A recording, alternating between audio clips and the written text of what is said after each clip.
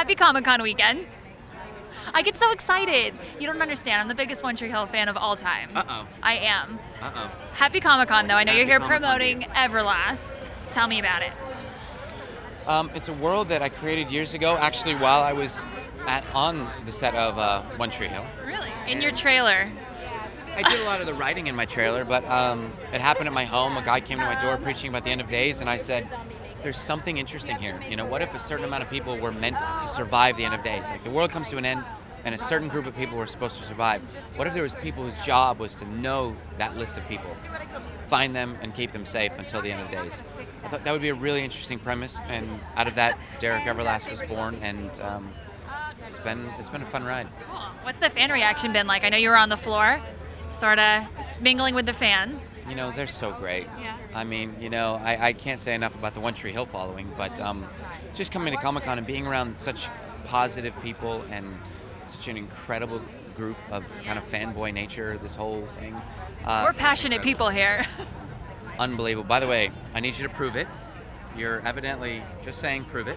I mean, I'm very clever. Prove it. What do you need me to do? I don't know. Well, you guys should have some great punchline if you're going to be named clever. Hi, I'm Deidre Behar. I'm the #1 One Tree Hill fan of all time. I really appreciated that you came back in the final season.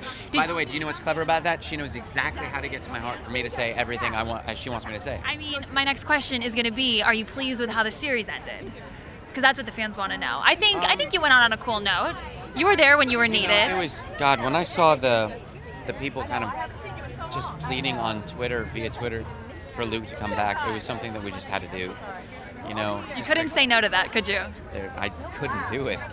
And so the opportunity to go back and just see everybody and kind of have that camaraderie once again was really nice. But overall, I think Mark did a great job. You know, it's his world. He as long as everyone's happy, I'm happy. Now, you had a pretty long run on the show, but we still feel like we haven't gotten enough. So can you confirm the movie?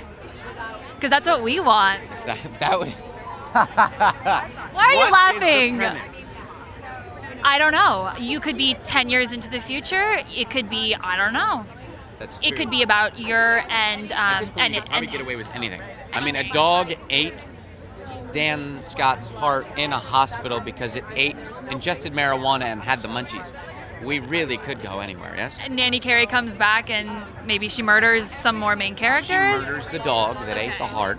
Okay. We have PETA get involved because they're upset with Carrie. They're trying to pick it after her. Dan Scott comes back from the grave. With and Keith. Keith comes back with too. Keith. Well, Keith has to avenge Dan Scott's ghost death. He gets the revenge that he's always wanted. Exactly. Naturally. And somewhere along the line, Lucas has to be the moral center of all this and say, guys, what's with all the fighting? Stop. While writing a book. And And Lindsay comes back and he has to fight her off because she wants him back. exactly.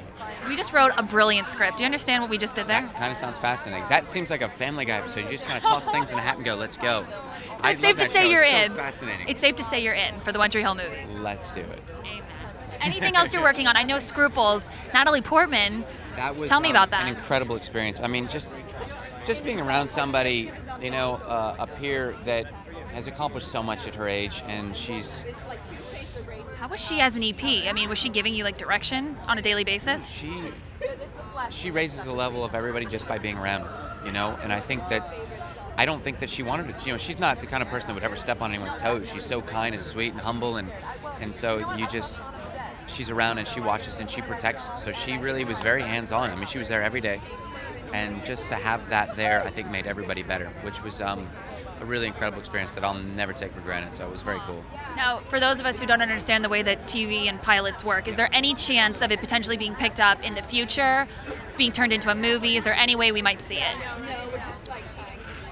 I think that there's a world where this show exists.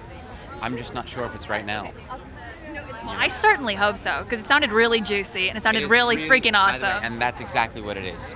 70s, sex, drugs, rock and roll, photography, and fashion back in the 70s. It's pretty cool. The opposite of Lucas Scott, but I'd be really excited to see you take on a role like that. But there was a beautiful moral compass on this man who lived by his words. Spider Elliott, that was created so eloquently by our author.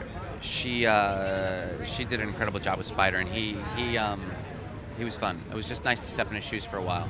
Cool. It was cool. Good luck to you. Thank you Hope very to see much. more of you. Thank Absolutely. you. Thanks.